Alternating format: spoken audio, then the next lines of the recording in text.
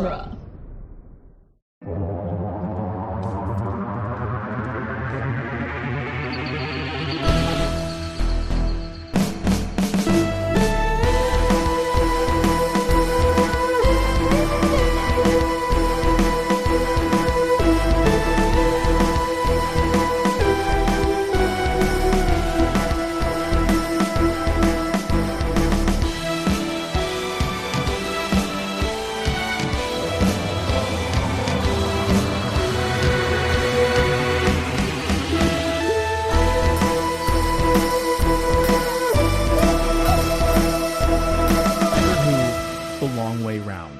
Podcast where we review and discuss every episode of Doctor Who, one doctor at a time. I'm Nick Jimenez. I'm Scott Corelli. And I'm Cassandra Fredrickson. And today on the show, we will be discussing the Keys of Marinus, the first Doctor's sixth story. It's gonna. I have a feeling that's gonna give us trouble all season. Yeah. Sixth story. Just a weird sixth story. Vocal. I'll have to teach you guys all my vocal warm-ups that I learned in school. Yeah. So the Keys of Marinus, which is written by Benedict Cumberbatch, written by Terry Nation, directed by John Gorey. This is it's a different kind of story. It's a very different kind of. I really want to hear everything you have about this. Okay, so first of all, the path to the Keys of Marinus begins with Malcolm Hulke, who was a writer who worked on a science fiction series for ABC in 1960 and 1961 called Pathfinders, which was produced by the irreplaceable Sidney Newman. And Sidney Newman, having worked with Malcolm Hulke before, sort of offered him a role writing for Doctor Who. And so Malcolm Hulke pitched basically two stories. One was like a historical thing, which was about the departure of the Romans from Britain. And then the other one was something called The Hidden Planet, which was going to be what they were calling a sideways adventure.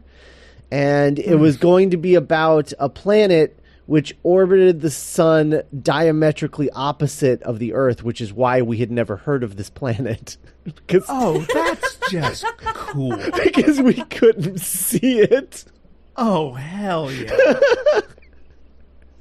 Oh my god, that's amazing. So on this hidden planet, it was going to be a mirror planet where the ruler was Barbara, an evil version of Barbara, ruler of the hidden planet. And it was going to feature like all of the characters, playing like evil versions of themselves. Oh my god! What? Yeah, something that was going to obviously they would get around to doing eventually, but it would be a couple of doctors from now. Yeah. So that was the plan. But as it turned out, Malcolm Hulke, not a great Doctor Who writer. They got scripts back.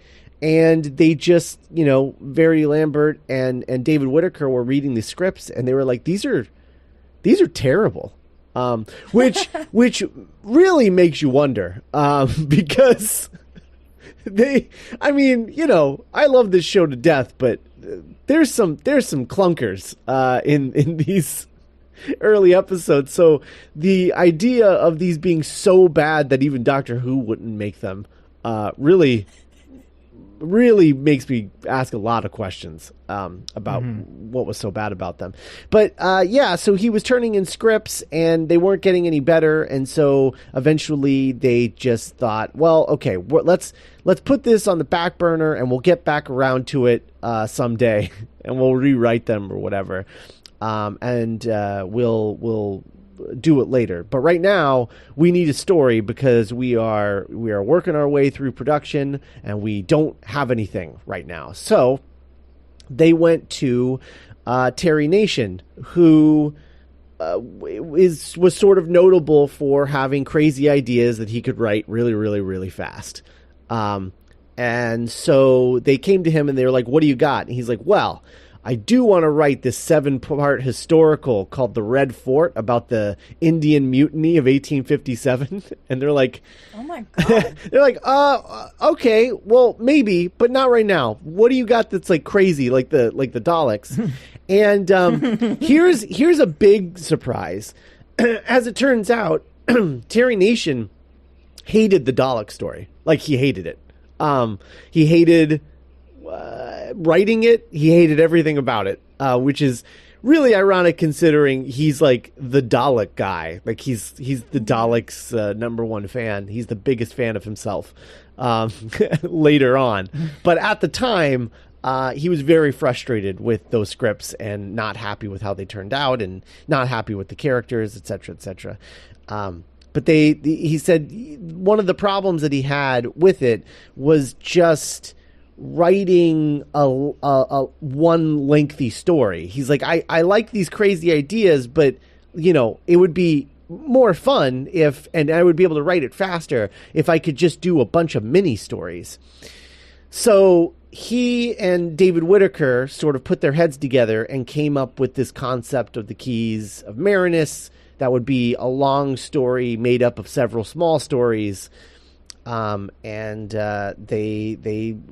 basically, David Whitaker came up with the idea of the third, fourth, and fifth stories, and Terry Nation came up with the concepts for the first, second, and sixth story. But then wrote all of them, obviously. So he started writing these things. There's a couple of interesting bits here because one of the things that there was a section in the first episode where the Doctor and Susan reveal what they were doing on Earth in 1963, and the thing that Terry Nation came up with was that the Doctor and Susan came to Earth in 1963 so that the Doctor could visit the BBC in order to get help repairing the color scanner on the TARDIS, which was showing only a monochrome image. And the reason he had been in such a bad mood is because the BBC had been infernally secretive about their technology. That's so funny. So it's a scene that was in the first episode, but they ended up cutting it for time. And I think the world is really missing out. I'll be honest. I would really like to see that. The director, John Gorey, this was the third thing he had ever directed. He had started work as an actor before becoming an assistant floor manager at the BBC, and then he took the BBC's director's course in early 1963. He had worked on a soap opera and an anthology series. And when Verity Lambert requested him for Doctor Who, he was reluctant to do it because he had sort of aspired to direct classic stuff. He wanted to do classic stuff like soap operas. So he eventually took the gig, and they shot this story on in 6 consecutive Fridays because at this time they were still filming stories all in one day, filming episodes. So everybody just came into work like once a week and filmed the story all in one day, and then went home and came back a week later. It's kind of it is really crazy, and then especially considering here they Whitaker and Lambert decided that they wanted to give the 4 series regulars 2-week breaks throughout the remainder of the season, which I just like, okay, so they're only days working in a week off. I mean, I wish I could only work 1 day a week and then get 2 weeks of vacation. It's crazy. But yeah, so they decided they were going to give every actor 2 weeks off for the rest of the season, and the first person up was William Hartnell, so that's why he is missing from episodes 3 and 4. He went on vacation. And let's see what else. There was a plagiarism charge leveled at the Screaming Jungle. I believe that's part 3. And it's because someone named Robert Gould had proposed a Doctor Who story, where about a planet where plants treat people the way people on Earth treat plants. That's amazing. Oh, that's all he wrote. Yeah, and he decided that was worth going after the Screaming Jungle for plagiarism. And he lost. And then finally, Terry Nation, of course, notably having retained the rights for his writing on Doctor Who.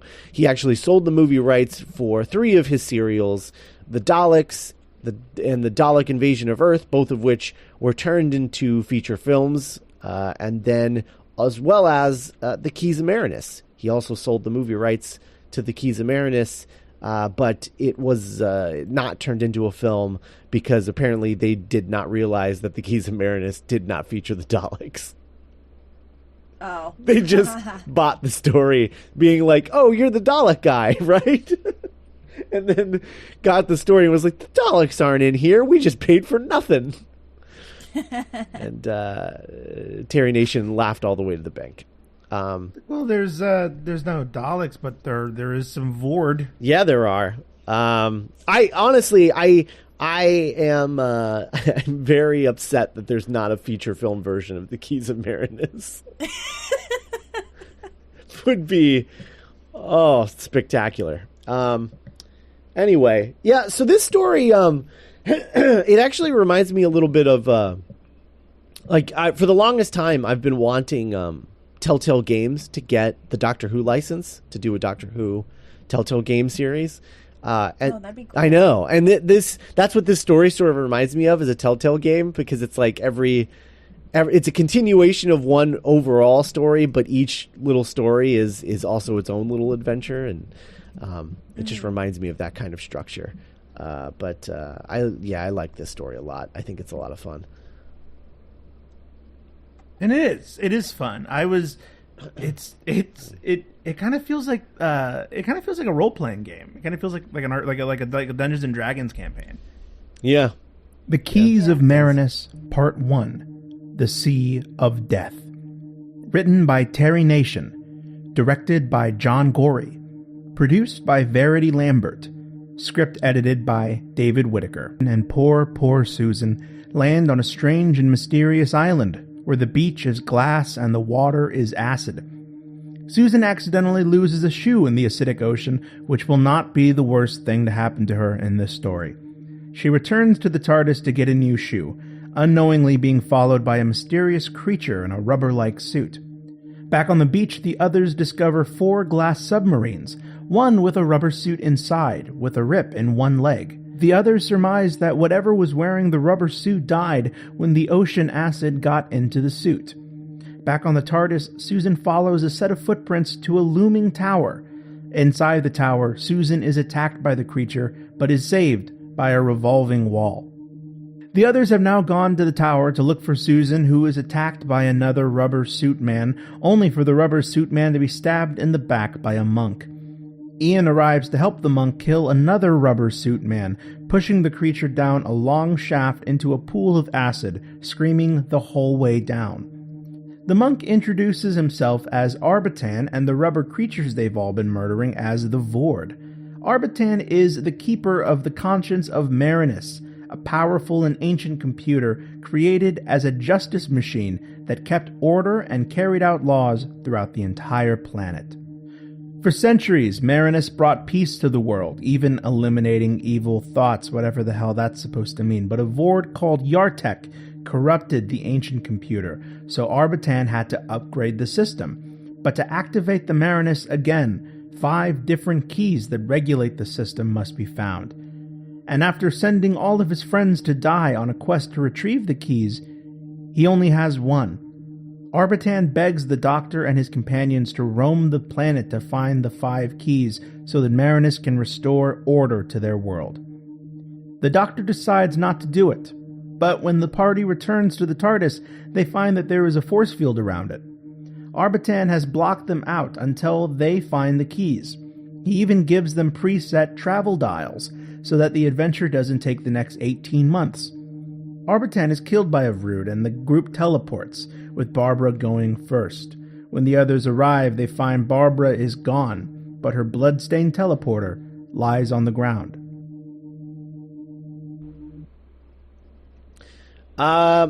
So, episode 1, The Sea of Death. One of the titles are also great. I love no, they're all so melodramatic. Yes. The Screaming Jungle. So the Sea of Death, which is in reference to the Sea of Acid that they land next to. Which, by the way, this thing starts with that miniature shot, and it is just I have never seen a miniature more obviously be a miniature. I mean, they don't even try to hide that it's a miniature. At one point, it's so like charming. Yeah, no, it is.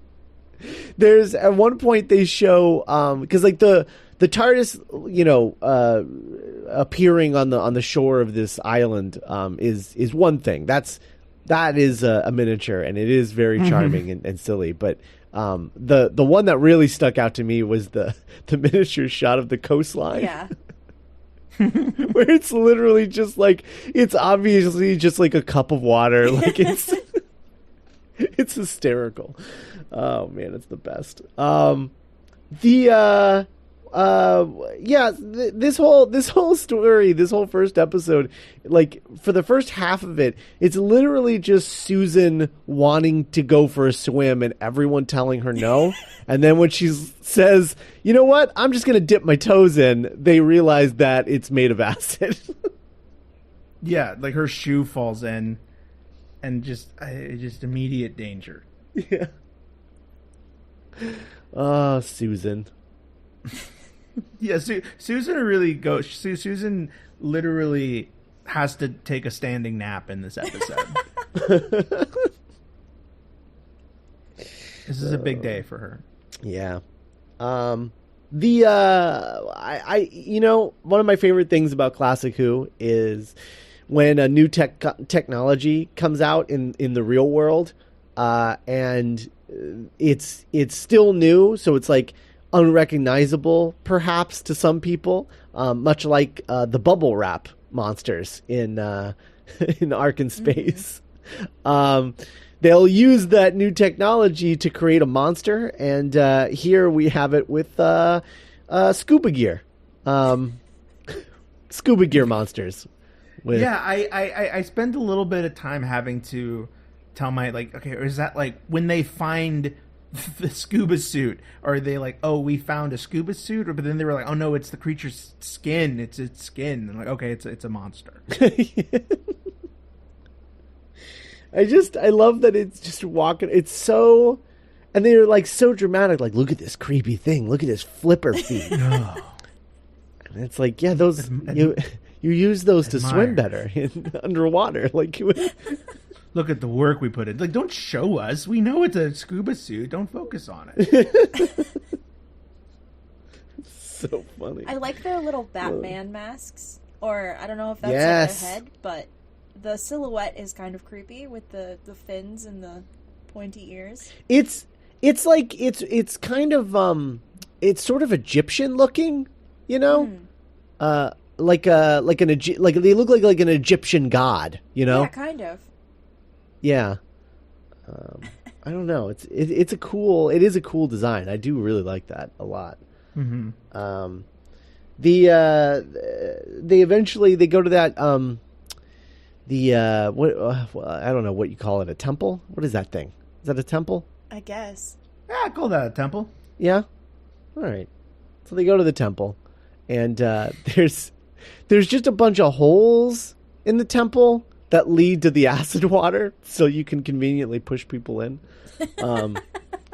There's that great shot of him pushing that guy in. Yes. To the hole, and it's just like a stiff little action figure falling down a hole and screaming. It kind of looks like, yeah, exactly. It kind of looked like those army toys you would get where the parachute would be wrapped up. Yes, you could throw it off the stairs. Yeah, totally, 100%. If television used Wilhelm screams, that would be the Wilhelm scream shot. Yep. Yep. I would argue, or the old school Goofy. Yes. Woo! Yeah. I would like us to start using the Marinus scream, and use that in all. The Marinus TV scream things. sounds like a Mars Volta song or like an MGMT song. Oh, it does. The Marinus scream. It also just sounds like a hardcore band. Yeah, those. Doctor Who. Are you fixed? It's like what Susan listens to when she's like in her little room. And she listens to that, but then she dances like the way that she does, like just for like, sure. Yeah, subtly. nothing about her character is different. It's just that's what she listens to. Right. But you think from the outside it looks like she's listening to the Beatles or something, but really she's listening to like post-hardcore music. Like Black Flag. Cass, I haven't seen that Netflix show where the panda listens to death metal. Oh my god, but it's so funny. Is that kind of what we're talking about? Okay. Cool. I've seen that. I've seen it on the thing, to where it's like, hey, we made this now too, and I haven't gotten to it. I've heard of it. So they meet this guy, and he's like, I need these keys.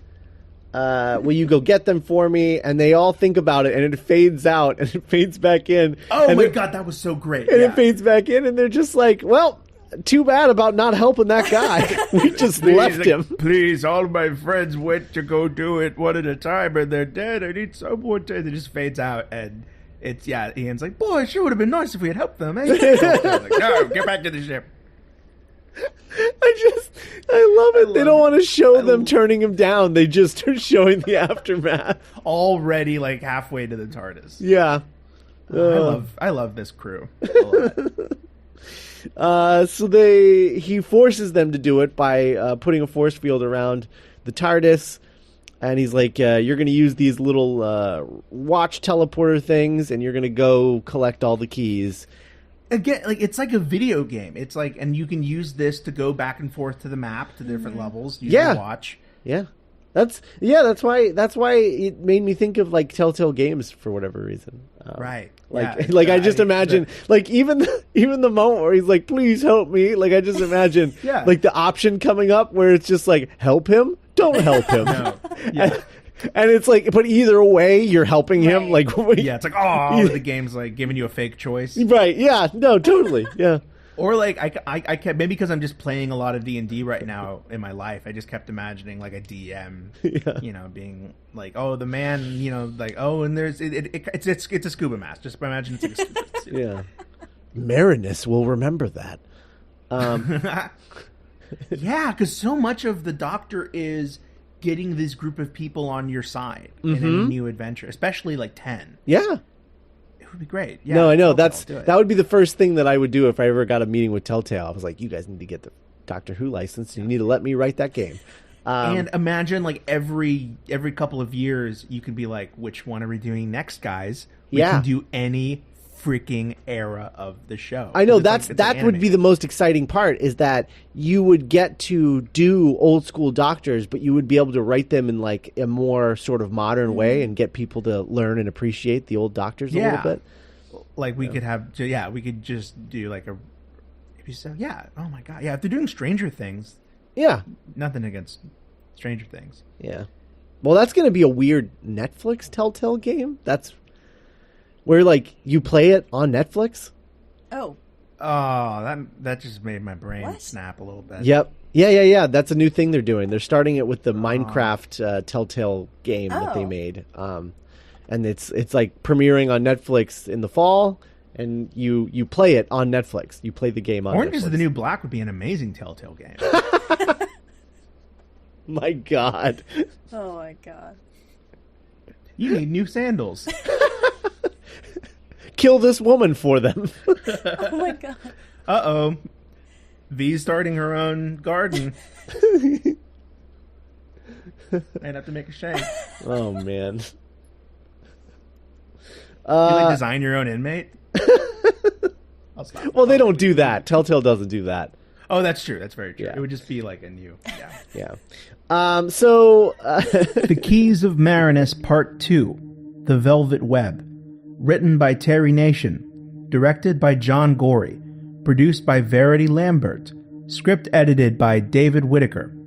Air date April 11th, 1964. The Dr. Ian and Susan find Barbara lounging about in luxury in a royal chamber, her every need tended to by a court of servants. One of those servants is named Altos, who tells the others that here in Morpheton, anything they could ever wish for can come true. Susan asks for a new dress, the doctor asks for a special laboratory with state-of-the-art equipment, and Ian just doesn't want to pay for anything when this ends up biting everyone in the ass. The group likes it on Morpheton and enjoy their granted wishes, but at night a slave girl named Sebetha places a small disc on the heads of the doctor and his companions. Barbara's small disc falls off, and when she wakes she sees Morpheton for what it truly is, super sketchy. After failing to convince the others about the truth, Barbara is carried away by Altos but escapes and finds Sebetha, who Barbara deduces is the daughter of Arbitan when she sees the key hanging from her neck. In truth, the four brains of Morpheton, who live in life support jars and rule over the planet with hypnotic control, including the Doctor, Ian, and Susan. Under their control, Ian takes Barbara to the four brains, who force Ian to strangle her. Barbara, now on a proper tear, breaks free of Ian and smashes the four brains to death, freeing Morpheton of their control. Altos remembers that he was sent here by Arbitan to find the keys too, so he joins the others on their quest. Everyone splits up. The Doctor decides to skip to the end and look for the final key in the city of Marinus, while everyone goes to the next destination on their dials. As Susan tearfully waves goodbye to her beloved grandfather, she hears a horrible, piercing screaming. Episode 2 starts our collection of the keys adventure in the Velvet Web. Oh, yes. Yeah, this one, I think this one might be my favorite story, because I feel like, I don't know why, but it doesn't really make any sense, because it's not really that, but for some reason, like, during this whole story, I just kept like seeing that the butterfly meme and just like, is this gaslighting? Like,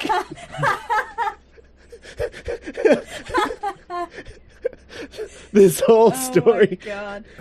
It reminds me of Makra Terror, but of course this one. Oh came yeah, first. a little bit. Oh, yeah, definitely. Yeah. Instead of creepy crabs, it's creepy brains in jars, which is like way cooler.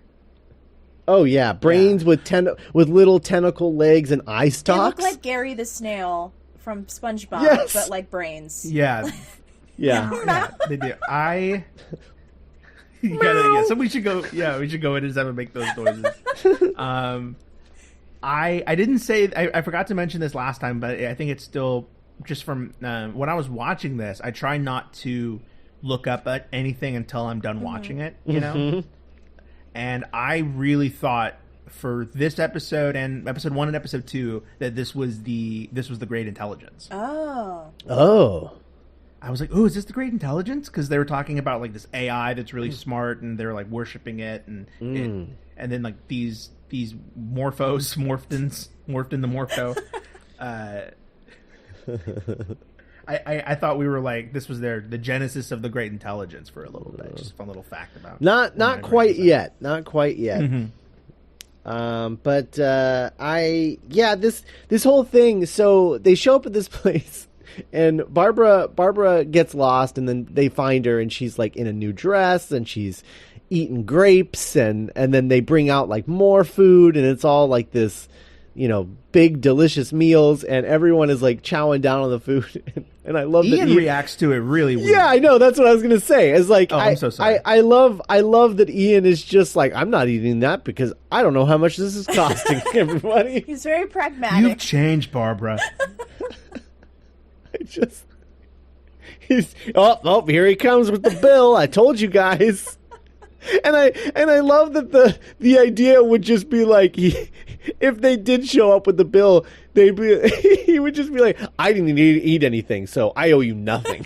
I'm not helping them. I got water. Yeah, you guys can wash the dishes to pay your bill. I don't want to hear none of this split that 50% bullshit. I'm sorry. He's the friend that instead of like splitting it evenly, if you go out to dinner with him, he will like calculate how much everyone owes to like the penny. Oh yeah. Like he pulls out a pen. He pulls out like a pen and he writes on the back of the receipt. Oh yeah. Yeah. No, 100%. 100%. Yeah, so Ian doesn't want to pay for the food, so he's not eating it. And then Barbara takes a little nappy nap.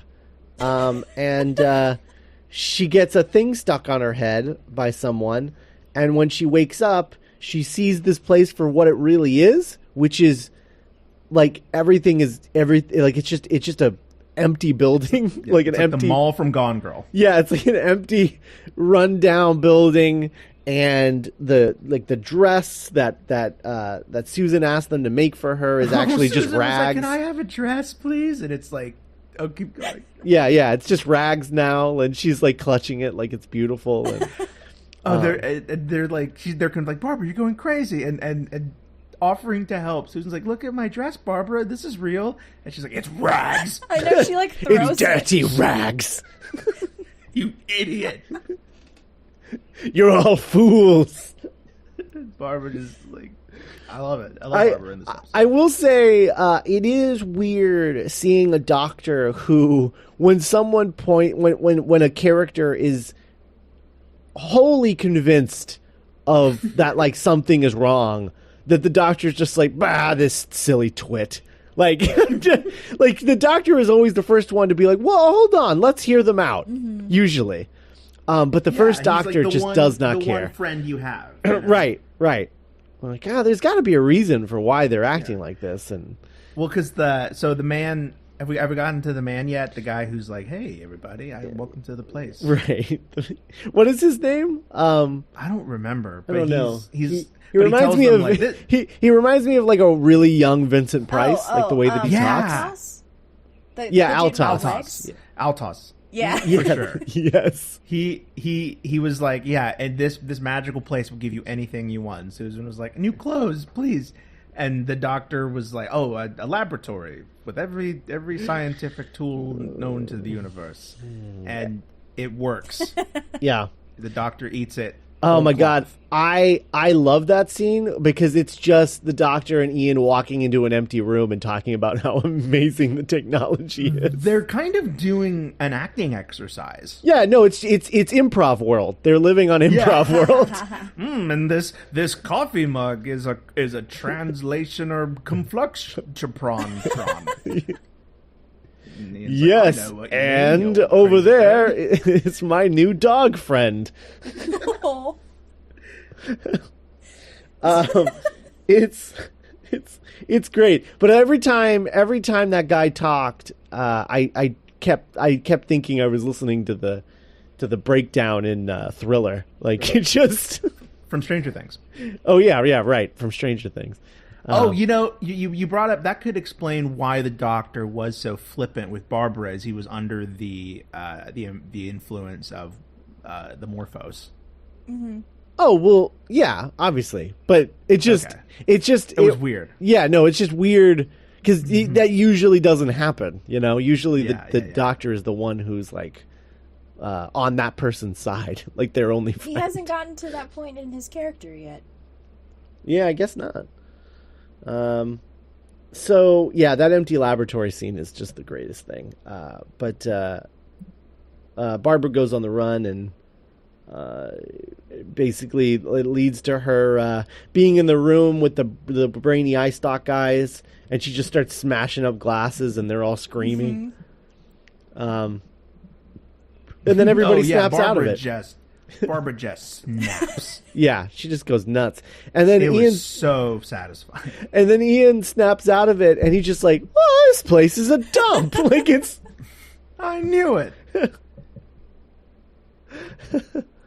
Oh, it's but there was something like viscerally satisfying about Barbara just really taking it to these morphos, and like they're just like screaming the whole time.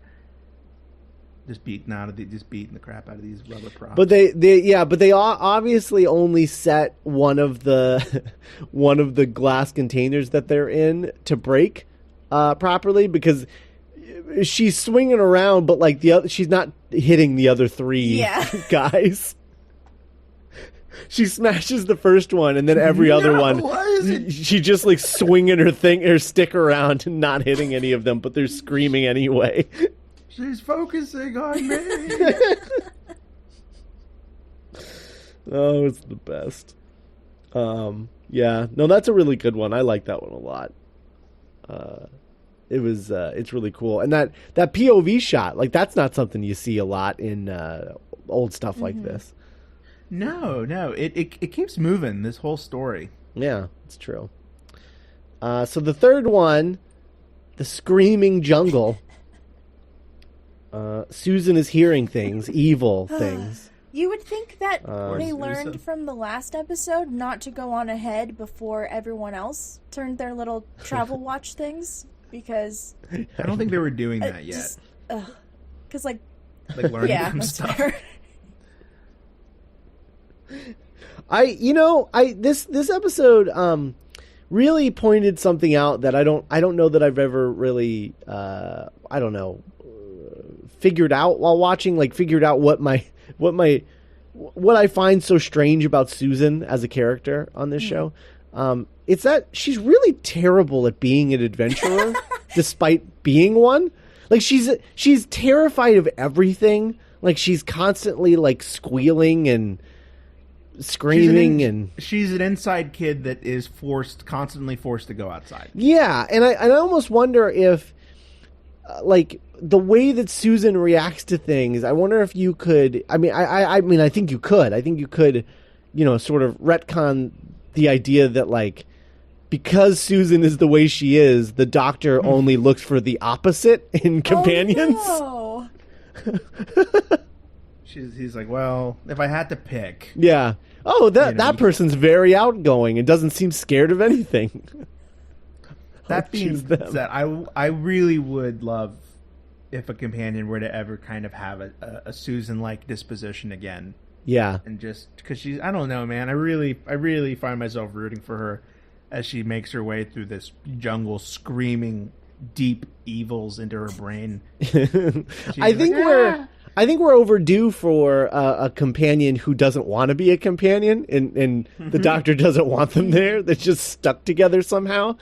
I think we're overdue for that kind of companion, to be honest. I mean, there's like 8 coming up, so one of them's got to not want to be there. Yeah, that's probably true. I don't know if Susan is written particularly well in this story.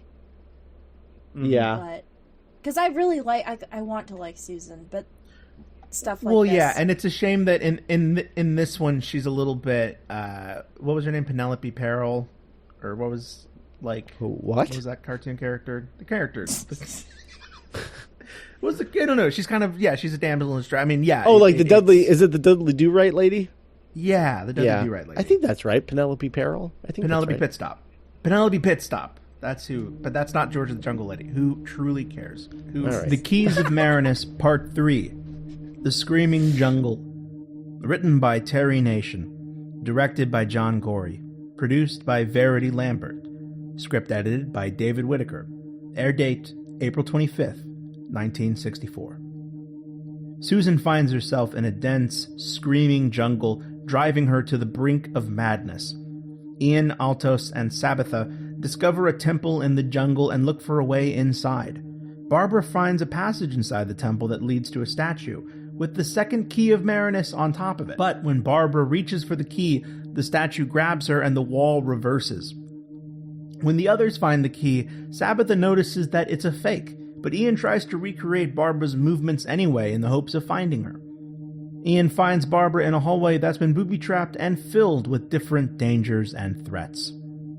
The two are saved from this funhouse of horrors by Darius, another missing friend of Arbitan. Before dying of sheer oldness, Darius gives Ian and Barbara the code DE302 and directs them to a hidden lab. As they search the lab for clues, the temple becomes overrun with the vegetation from the screaming jungle. Just as the aggressive flora takes over the lab, Ian and Barbara find a jar labeled DE302. Grab it and teleport to their next destination, which is immediately freezing cold.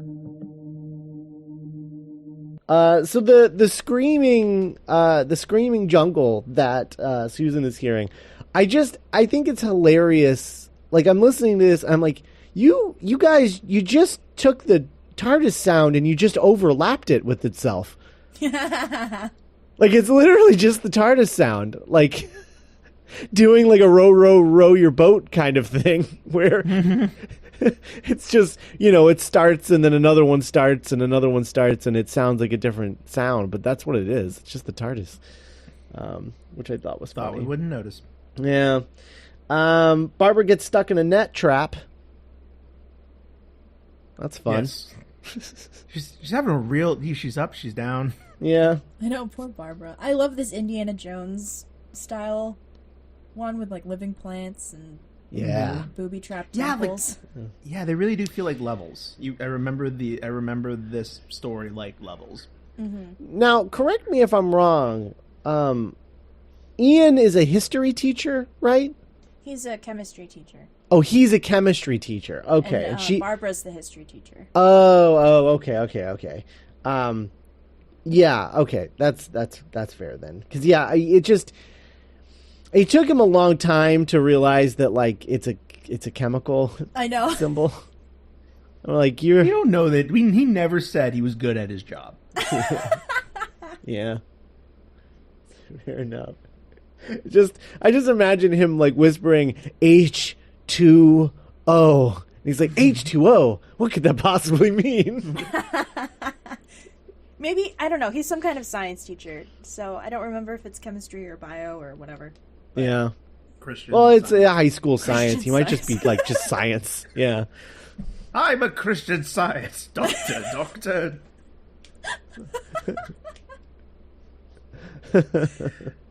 When are we going back and meeting the people who rode the dinosaurs? The jungle attacks while they're trying to find this the place for the key. And I love that there's a vault that they just, like a safe that it's just there, and it just a way of burning time, just like burning through time in the story. We literally watched them for like 5 minutes, just like trying different combinations on the safe. Oh man! But yeah, the jungle attacks, and then they find the key inside the dirt. In the, I don't know, the chemistry. Yeah, I mean that's what it is, right? It's just like dirt in a jar. Yeah. Yeah. Like, oh, there's the key. He hid it in a dirt in a jar. Great. It's like the second Pirates movie. You roll for perception. And you notice that the jar of dirt had a key in it. Yeah, that's how I would describe the second Pirates movie. A bunch of dirt in a jar. And